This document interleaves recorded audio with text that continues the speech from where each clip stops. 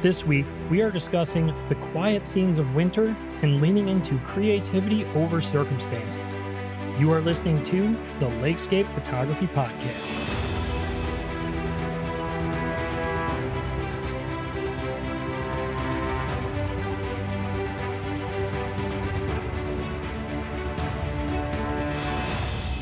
Welcome back to the LAKESCAPE Photography Podcast.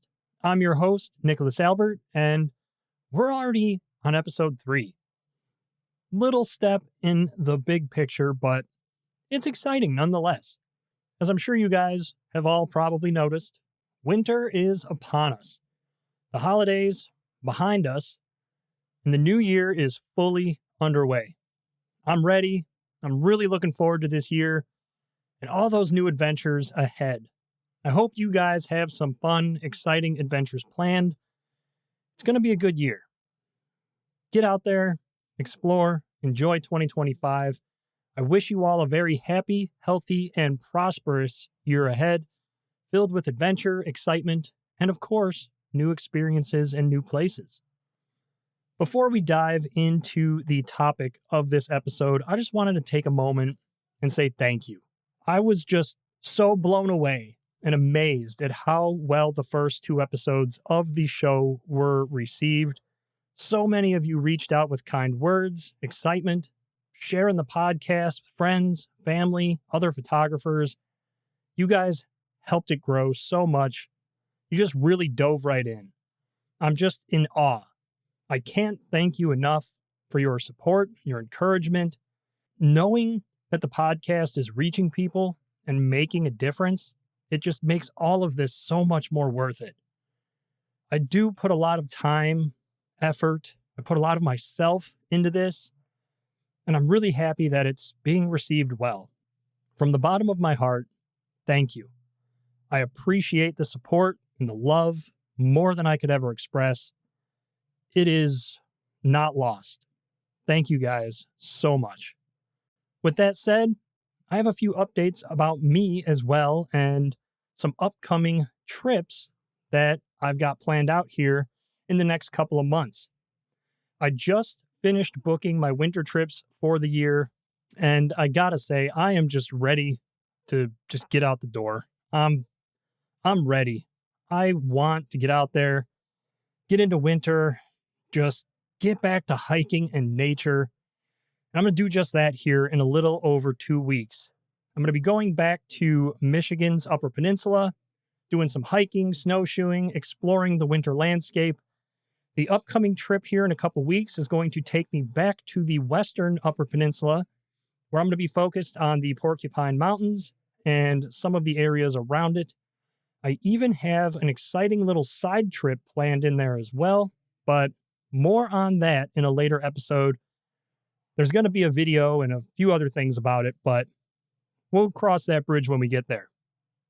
In February, I'm going to be returning to the central Upper Peninsula to explore a few new areas and kick off my scouting for spring scenes and adventures. Both of these trips are going to include follow-up episodes right here on the podcast and some YouTube videos as well. Make sure you guys head over to the YouTube channel and hit that subscribe button to be notified when they become available. There's some exciting times ahead, and that's what led me into this episode. As I planned these trips and I sat down and I thought about where I wanted to go and what I wanted to do, what I wanted to see and experience, I started thinking about the challenges of winter and how I had to shift my way of interpreting the landscape to really learn to appreciate winter as a whole. It can be tough as a landscape photographer. The weather's harsh, the days are short, the landscape, it can be downright uninspiring some days. And it's just so easy to fall into that creative rut. And then you just end up resenting the season, you avoid it. You don't even want to go outside, it's cold, it's bland, it's gray. In this episode, I'm going to share how shifting my viewpoint on winter pushed me past that. It pushed me away from resenting winter and not even wanting to deal with it to embracing it and enjoying it. I think that's something that we all face as landscape photographers. Let's dive in. Let's get into this. Let's talk winter scenes. Believe it or not, winter is one of my favorite times of year as a landscape photographer. But go back 20 something years, when I first started in photography, it was the complete opposite. I hated winter. After fall, I'd take all my gear, clean it up. It went into storage and basically stayed there until the first signs of spring.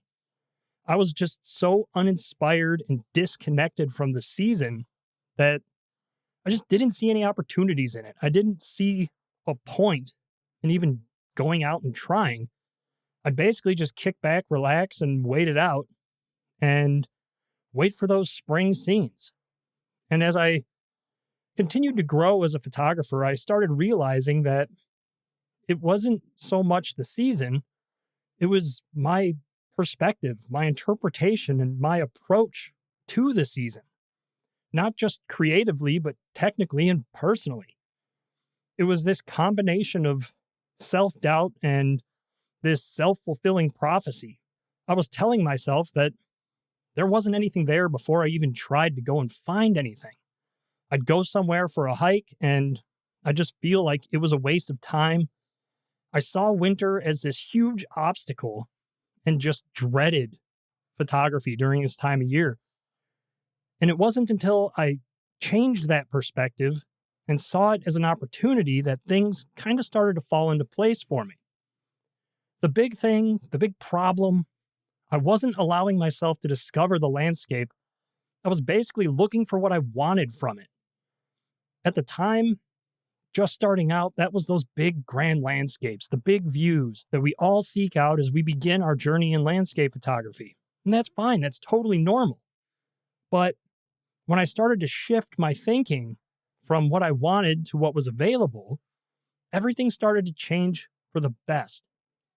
In episode 2, I touched on creativity over circumstances. And this is really where that mindset kind of developed and took shape. It developed in me shifting my approach to winter. Really, all I needed to do was just get out of my own way. The problem wasn't lack of inspiration, it was lack of interpretation. I was looking for the wrong scenes or just simply thinking too big. And instead of looking at what was available, I was looking for what I wanted to find. Maybe it was a scene that I had imagined previously, or I just was so focused on shooting those larger, more sweeping scenes that I didn't allow myself to see what was there. Whatever the case was, as I went through this period of growth and this change of understanding, I realized that winter is more than just brown sticks and snow. It's a story waiting to be told. We just need to learn how to read that book. As I reflected on this, as I looked deeper into this, I realized that in order to read that book, we really need to understand what we're looking for inside. We need to be able to shift between different elements as we consider this book that I'm describing here. Let's go on with this analogy. In order to read the book, we need to understand what we're looking for inside. The book itself is the location that we're visiting.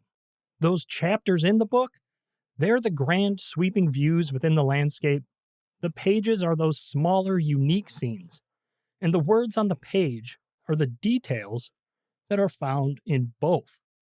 Initially, I was just looking at the cover of the book and throwing it down. I'd just dismissed it, moved on, judged a book by its cover.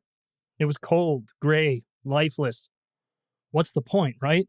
It wasn't until I opened the book and realized that the beauty of winter isn't found in the chapters, but the words on the page, sometimes even the letters themselves.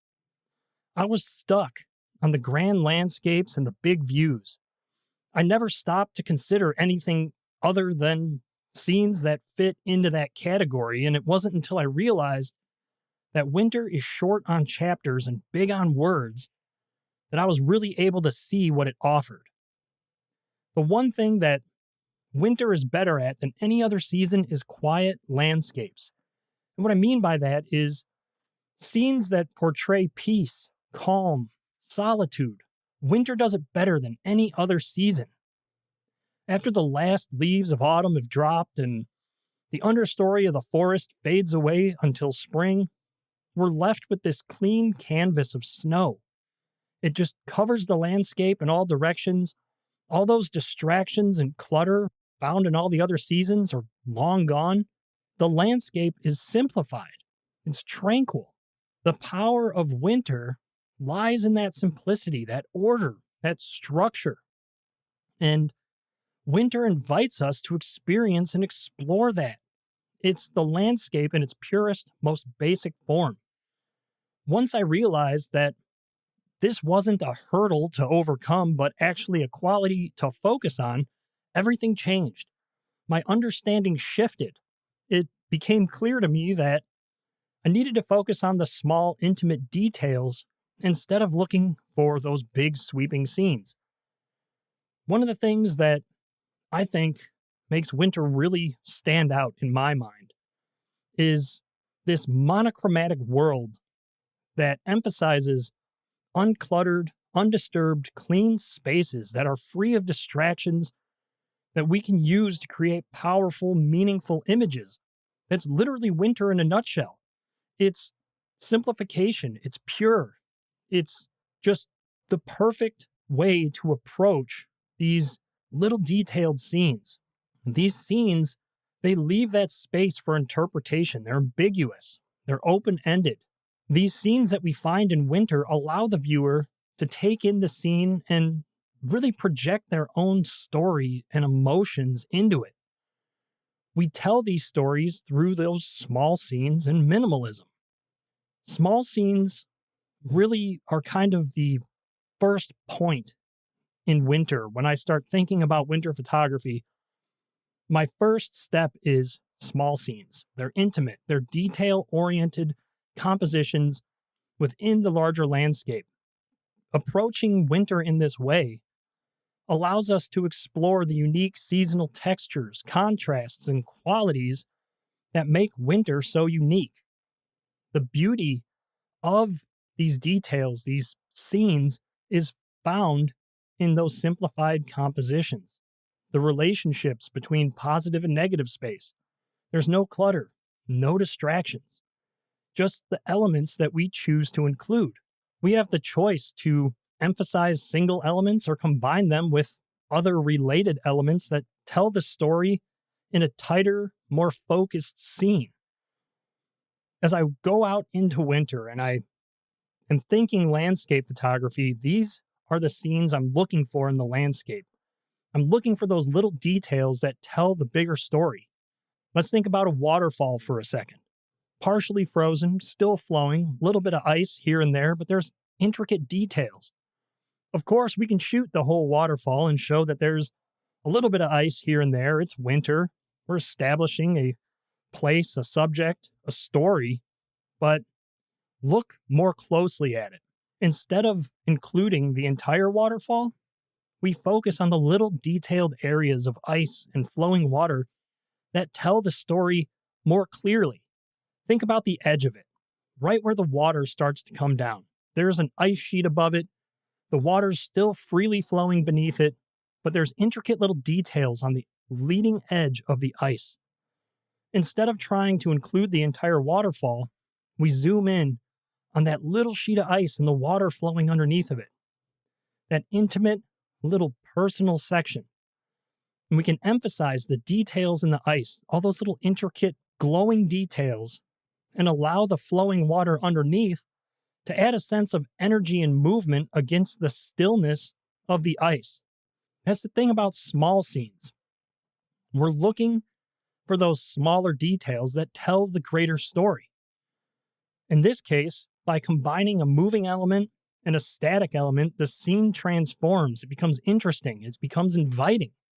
Much more so than if we just shot the whole thing. Yes, that little detail is still there, but it's not emphasized. It's not extracted. It's not a point of focus. It's just a point of context. That's what we're looking for in small scenes. We want to draw on those little details and allow them to become the bigger story. The really cool thing that I think works in our favor is the monochromatic color palette that we have to work with in winter. It helps us draw the viewer's focus to specific elements, or it gives us an opportunity to balance scenes in a way that creates harmony and order in the image. For instance, think of that same waterfall scene. Now include some red winter berries in the scene. Those red winter berries are going to stand out. They're going to add that pop of color against that otherwise black and white looking monochromatic scene. But if we make the winter berries our subject in the image or a supporting subject of the waterfall, that pop of color is going to stand out. And it's possible because the landscape is monochromatic. It's simplified. Of course, we can go the opposite direction with that too. We can focus on the more subtle and muted combinations of color to emphasize peace and serenity. Offer the viewers of the image an opportunity to explore the scene even further. In this case, think dark brown tree trunks against the flowing river with a few small cascades in the background.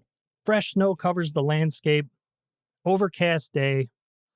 All the tones are muted. There's no highlights, there's no hot spots. It's all evenly lit. By tightening our composition to just those tree trunks, the riverbank, and the cascades, we're balancing the scene. It's harmonious. It allows the viewer to take in all the elements individually, but understand how they all tell the story of the trees, the cascades, the landscape, removing those hot spots, those distractions, the understory, allowing the snow to cover all of that and simplify things. The monochromatic color palette helps us build that scene, realizing that it's not a negative quality of winter, but a positive creative element helps you build these scenes. It helps you see them, emphasize them, build subjects and scenes around them. The other cool thing about snow that I really appreciate in the winter are the rich textures and patterns that serve as storytelling elements. Wind-swept snow ripples like sand in the desert. Maybe it's drifts rising and falling with the landscape, or frost crystals along the side of a tree.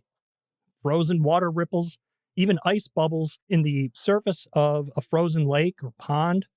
They can be interesting, powerful elements of a small scene. And the cool thing is that we can use those to create a bigger scene, to contribute to a larger scene, or we can focus in on them. And those elements by themselves can be the subject. That's what's so cool, is you're looking for the little pieces of the grand scene that tell the story, but condensing it. You're telling a clearer, more concise, well thought out story. That's what small scenes are all about. As we lean into those qualities of the winter landscape, we need to embrace them. It's those details that make up winter. We seek out the simple compositions that are made up of all these little details that speak to that greater scene.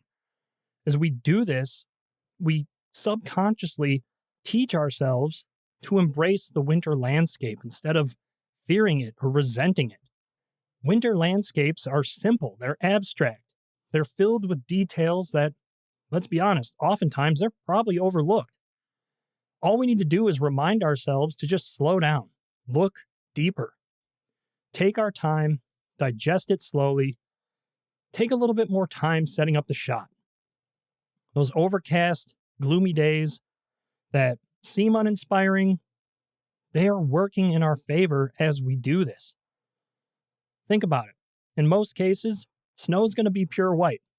If there's direct sunlight, it's going to be very, very bright. We're going to have hot spots all over the place. We're going to have highlights everywhere.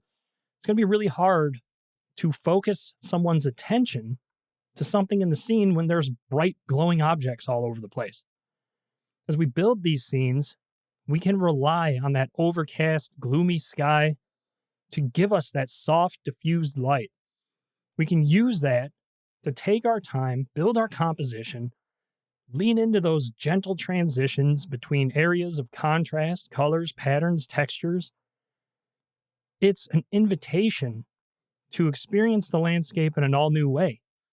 And once I took a step back and I realized that these elements are not obstacles, they're opportunities, everything changed.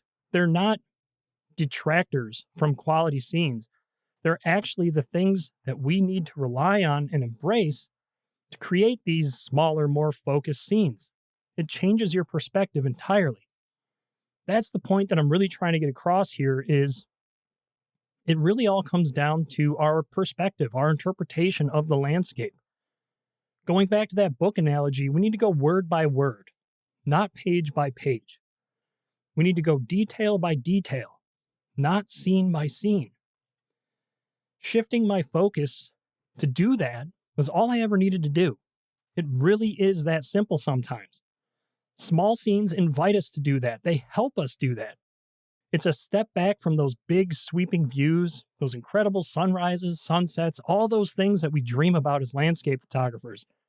These little scenes, they teach us composition, how to work with unique light and textures, patience, placement of elements, visual weight. It teaches us so many things. But what I think is most important is it's teaching us creativity over circumstance.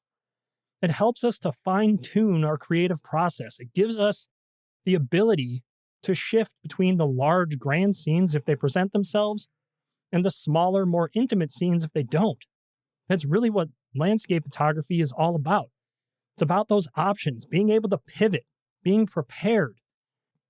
As you go out into the landscape, understanding that what you're looking for may not be available, but having a backup option makes all the difference. It is often the difference between coming home empty-handed and coming home with something you're proud of. Working with landscapes in winter is a perfect way to start that process. It's all about balancing these two approaches of, is there the big sweeping grand scene? Yes or no? If not, what can I do with little scenes? Those two approaches make all the difference. The ability to understand how, when, where to include everything and only what is necessary is pivotal in landscape photography. It makes all the difference. As I realized this and I shifted away from thinking about what isn't available and focused more on what was available, the light bulb came on. Everything changed. It was a breath of fresh air, a break from the ordinary. For me, it made winter exciting and inviting. It made me want to get out there and plan trips. It made me want to get back out in nature. Let's face it, landscape photography, it's all about being in nature. Remember, nature first, photography second. We want to focus on our experience in nature. We want to focus on what's being revealed to us. But in order to do that, we have to be open-minded. We have to be open to the possibilities. As we do this, we need to focus on what nature's giving us so that we can focus on how we want to tell that story, how we want to share that. The awesome thing about this is that we can even take this one step further and really push the boundaries of our work through minimalism. It's one of my favorite approaches to landscape photography in the winter because it expands beyond small scenes, but it can still be small scenes. It's kind of that gray area in between. In minimalism, we can include the grand landscape with our subject in a unique, powerful, attention-grabbing image. But in minimalism, it's really all about isolation, emphasis, composition and form, and leaning more into negative space, but balancing our negative and positive space and the relationship between them. We want to lean more into the use of that negative space, but you have to do so in a creative, thoughtful way to make these scenes work. As I consider minimalism, I'm still seeking out those clean, undisturbed areas of snow in the landscape, but instead of possibly including multiple elements, I'm looking for one strong, relatable subject. That's what minimalism really relies on. The intentional, calculated use of positive and negative space, and the combination of that with a powerful subject. We want to isolate that subject and lock that attention, that story, onto that element and its supports. Let's take a step back for a second. We're in the rolling hills of Wisconsin's driftless region. We're hiking. We come up to the top of this hill and we look down into the valleys below us. And here's this red barn right down in that valley. Our positive space, the main subject, is the barn, and the negative space is the rolling hills around it. We can throw on our telephoto, we can zoom right into the barn and try to fill the frame with it, or we can zoom out and include all those rolling hills and give the barn as much breathing room as possible without introducing unnecessary distractions. As we do this, we emphasize that scale, simplicity, and we're showing the vastness of the landscape, but still emphasizing the barn as the main subject of our story. If we frame it using the snow around it, those hills provide those context clues about its location, its purpose, and they help us tell the story well beyond what we otherwise could have if we just used the barn to fill the entire frame. Sure, both images are still going to be beautiful, but one will be stronger than the other. We recognize the barn immediately, but because we use the landscape to emphasize it and tell its story more clearly, the image becomes powerful and attention-grabbing. That's what minimalism is all about. And the beautiful thing about it is that we can do this with just about anything we find in the landscape. Waterfalls, lone trees, structures, even people. We're identifying that strong, relatable subject in the landscape and using it as the visual anchor of the scene. The beauty of minimalism is found in its simplicity, the same as winter and small scenes. We're just working with composition and the elements presented to us to emphasize and combine that and make it more powerful. We're leaning into that snow-covered landscape and shooting the quote-unquote grand landscape, but we're including those qualities of winter and isolating our subject and working with it. I understand those qualities of winter, sometimes, they seem like obstacles, but I promise they're actually beneficial to us. Again, that snow covers the distractions. It takes care of a large part of the decluttering process for us, and it allows us to use much more space in our images as negative space around a subject. If we can learn to maximize that and use that to our advantage, we can frame and isolate our subjects within the landscape and create incredible, powerful images. A good friend of mine and fellow photographer, Bill Shepard, actually does an incredible job with this in his work. He's based in Indiana. He explores Lake Michigan, the shoreline, and all the different parks and regions of the Great Lakes. But as I was working on this episode, as I was thinking about what I wanted to include, I just kept thinking about his work. I kept going back to it. I pulled up his Instagram a few times and I was just looking at the images and just considering what made them so powerful. And his work just stands out in my mind when I think about minimalism. He does a remarkable job demonstrating this in his work. And I'm going to go ahead and include a link in the show notes below so you can go and check out his Instagram, look at some of his images. Great photographer, great guy. And you'll notice in his work what I'm emphasizing here. It all comes down to negative and positive space and subject choice. It's the root of minimalism. It's powerful, impactful, meaningful. When it's done well, it tells a clear, powerful story. As we bring small scenes and minimalism together, maybe you've noticed a trend, a pattern, a common theme. It's isolation. That's really what we're looking for in winter and in these scenes. We're experiencing the landscape by the details first, not the grand scenes. We need to shift our focus from including everything to only including the details that tell a relatable, meaningful story. It's the little qualities of the landscape that makes winter inviting, inspiring, and unique. Now, of course, as with all things, there's ways to do this and practice this in the field. The episode wouldn't be complete if I didn't give you guys a little insight as to how I approach this. So I'm going to go ahead and share some of my approaches, some of my methods with you guys. So you can get out there and you can try that this winter. Make it through these next few months of cold, winter, snow. And before you know it, spring will be knocking at our door. As I'm heading out into the landscape and I'm looking for these scenes, small scenes, minimalism, I need to focus on things differently.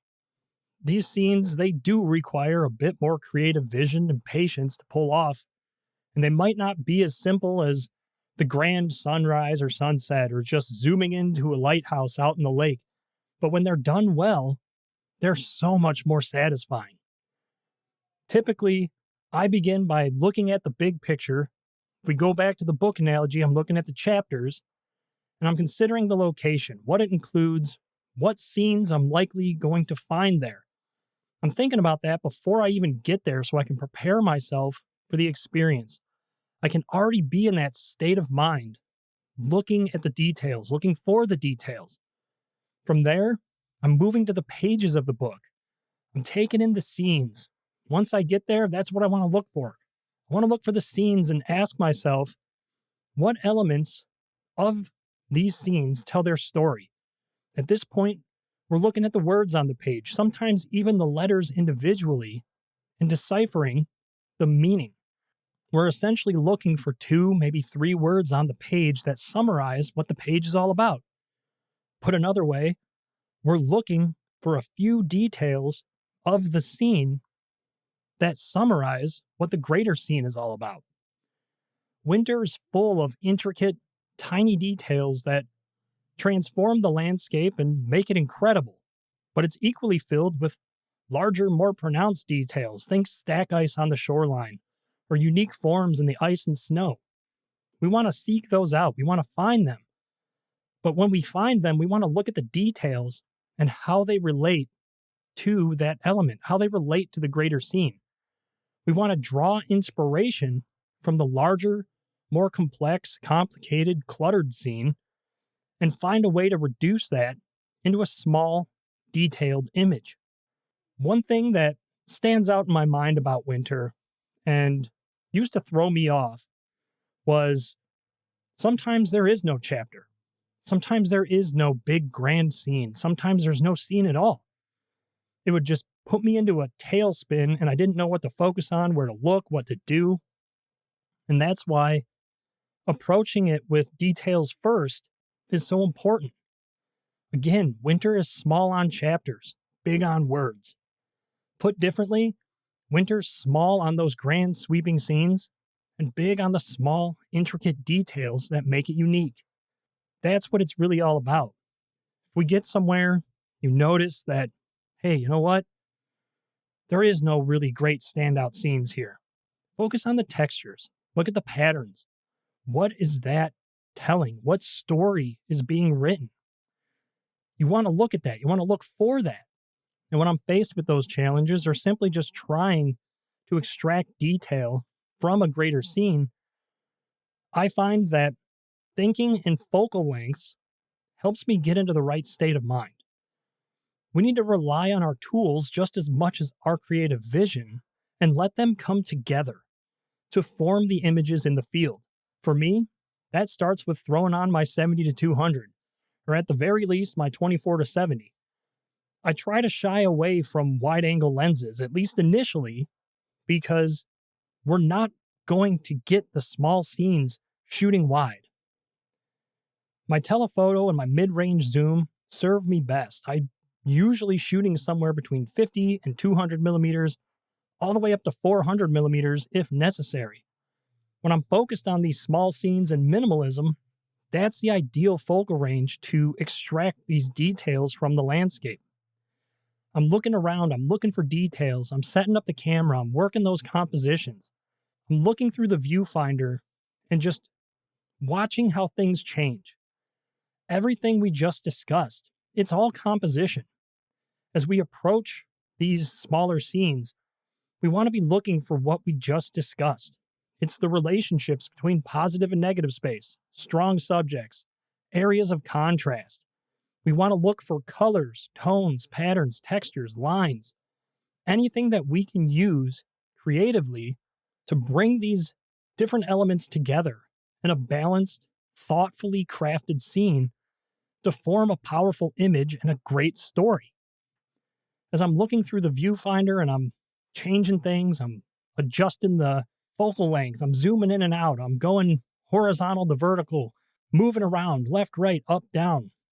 I'm watching how the scene changes and takes shape. You want to zoom in and out. You want to move around. You want to allow the details and the elements in the scene to speak to you. Eventually, you'll get that aha moment. You'll feel it in your stomach. That's what you're looking for. When all the elements come together, you just know it just feels right. Watch how the visual weight changes with those adjustments. Look for how the details are presented as you experiment with different things. Again, don't be afraid to flip between vertical, horizontal, raise and lower your tripod. Explore the possibilities. One little trick of mine is sometimes I don't even use a tripod, at least not at first. I learned early on that tripods sometimes can be more of an anchor than a benefit, especially when you're looking for these scenes. More often than not, I'm going to be hand holding the camera and using it to look around the landscape. I want to see the world through my chosen focal length. Once I find something, then I set up the tripod. I start working the scene, experimenting with the elements. I want to have that freedom to move around. I want to be able to just go up, down, left, right, forward, backwards, whatever is required. That's huge when you're approaching these scenes, when you're building these compositions, is the freedom to tell that story, to include and exclude things. And I want to throw a little sidebar in here. In episode 2, I explained how I was methodical. It's both a blessing and a curse. And I want to put this out there for others that might be the same way. Never put arbitrary rules on yourself. For years, I thought, this is the process. This is absolutely how it's done. No deviations, no exceptions. In time, I learned how limiting and just simply terrible that perspective was. We don't always need a tripod. We don't always need a filter. We don't always have to be in a certain focal range, exposure time. There's no rules in art. As artists, we don't have to do anything. It's up to us. There's no rules. We don't have to do anything in a specific order. Of course, having a baseline is ideal. It's beneficial. We want to have that baseline, but don't be afraid to deviate from it. It's all about approaching the scene as it's presented to us and taking the steps necessary to that specific situation. Don't be afraid to deviate from your standard process. Don't be afraid to step out of the lines from time to time and think outside the box, especially with small scenes and minimalism, because both of those approaches require us to do exactly that, to think outside of the box and approach things with a new perspective, a new way, and sometimes an entirely new approach that we just simply haven't tried before. As I'm going through this process of working with composition and all the elements before me, I'm looking at the light as well. I want to see how it contributes to my composition and my story. In winter, we want to use the light available to us to our advantage. Like I said earlier, overcast skies, I'm packing up my gear. I'm heading into the interior of the forest. I'm looking for water scenes. I'm looking to shoot those intimate, small landscapes with even light across them. No highlights, no distractions. If it's a clear, blue sky day, I'm heading out early morning, late evening, and I transition to open areas that are going to catch and accentuate that light. Snowdrifts in the snow, ripples in frozen water, the rise and fall of the blown snow across the landscape, blue hour, golden hour. That light is going to accentuate those details. It's going to make them pop. We want to search those out. We want to find those and lean into that light as part of our compositional storytelling element. One thing that I always thought was really cool about winter is the light is truly different in winter. Golden hour, blue hour, they're just a little bit longer. And that's because the sun's position in the sky is lower in winter than at any other time of the year. Put more simply, it's essentially shining at you more than on you. We want to use that to our advantage. Those ripples in the snow, those snow drifts, they're going to glow in that morning light, in that blue hour light. We want that. We want that soft, monochromatic blue palette to highlight the peaks and valleys, the little ripples. We want to seek that out. They can be the small scene. They can be the subjects. They can be part of a bigger scene. It's just interpreting and understanding the possibilities when you're out there and exploring it, allowing your creativity to guide you. Oftentimes, when I'm out there, as I'm hiking around, I'm moving through the landscape, if I find someplace really neat, I'll make a mental note of it as I'm exploring, and if the light changes, I'll come back to it. That's that pivot piece that we talked about earlier. Knowing where things are and what's available to us. It's really going to depend on the conditions you're facing and the opportunities that you seek under those conditions, but knowing where things are and what opportunities are there, it makes such a big difference. And we can even lean into conditions. We can lean into adverse conditions. If the conditions are just not ideal, heavy snow, fog, we can lean into that. Use that to our advantage. Part of improving as a photographer is shooting under all weather conditions in all circumstances, getting away from being a fair weather photographer. That heavy snow, it changes the perception of a scene, the mood, the feel. It removes those pops of contrast and gives us that soft, ethereal look to images. It can sometimes even resemble fog or mist. Overcast days smooth out those harsh transitions in light across the landscape. They eliminate those hot spots. They allow us to include finer details in snow or ice. You just have to remember your baseline is quiet, simple scenes that build off of that premise. Lean into the snow, the qualities of winter, simplify those scenes that would otherwise just be complex and overwhelming at other times of the year. Work on isolating and defining your subjects, emphasizing its story and the elements that you're choosing to include in the frame. Seek out those natural lines, those natural patterns, textures. Lean into those to become a part of your story and just bring it to life.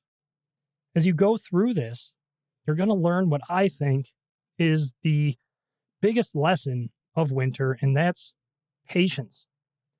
Small scenes, minimalism, they take patience, attention to detail, breaking down elements to discover what's contributing to a scene and what's detracting from a scene. Those little details that tell the greater story of the greater scene, but in a much more cohesive, powerful way. And I think that's part of the best part about doing this in winter is that it primes us to start seeing it throughout the rest of the year. We begin our journey into these scenes in winter. We work with those simple landscapes and allow ourselves to translate this approach as the scenes progressively get more and more complex throughout the year. Minimalist scenes, small scenes, they can be found in any season. In spring, it could be a lone bunchberry flower surrounded by green leaves of others. In summer, that same red barn that we discussed earlier, now instead of being surrounded by snow, it's surrounded by rolling fields of green. In fall, a fallen leaf against wet rocks on the shoreline of Lake Superior, even a colorful sapling standing at the edge of her shores. The creative possibilities are endless, but it all starts with simply getting out there and starting that process, getting accustomed to looking for these things, looking for those details in the landscape instead of focusing on the big picture. Now, don't get me wrong. I don't want you guys to come away from this episode and think that winter is only small scenes or only minimalism. Of course, that's not the case. There's always going to be big views and sweeping landscapes and epic scenes, but it requires a lot of things to come together in a perfect way to pull off well. That's why in winter, you shouldn't rule it out. Don't ignore it if it's happening. Of course, get the shot. But remember, it's not the first priority. It's not the first thing that we should be looking for.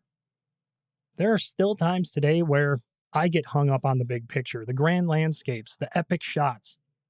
For example, last year during my February winter trip to the Porcupine Mountains, I spent the first 2 days just uninspired, miserable, unmotivated. I sat down on the couch of the Airbnb I was staying at, and I just felt hopeless. It was one of those defining moments of growth because I realized I was falling back into my old ways and I was unmotivated because of it. And it's okay to fall back into those old ways of thinking sometimes, but you can't live there. It's going to happen.